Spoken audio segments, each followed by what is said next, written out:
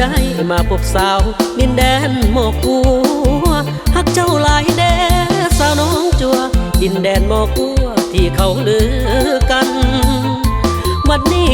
มาเห็นสวยงามเด่นดังฟ้าสวรรค์พระอินทร์ท่านลงมาปั้น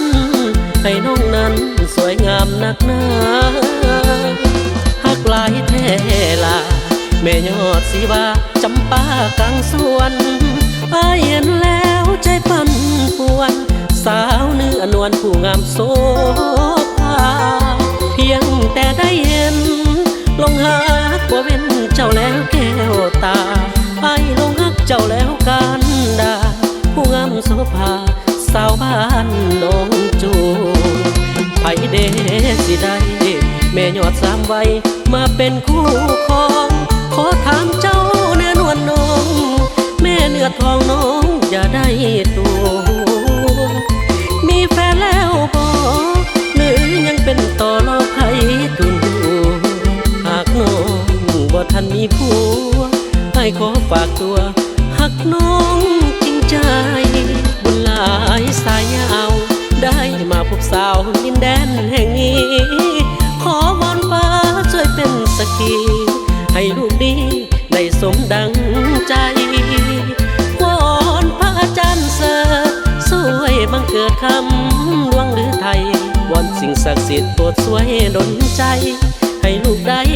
เป็นเคยน้องจัว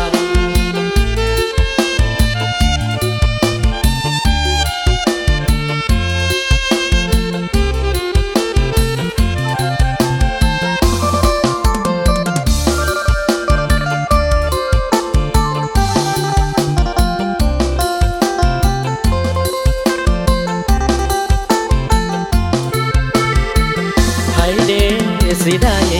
แม่ยอดสามวัยมาเป็นคู่ครอง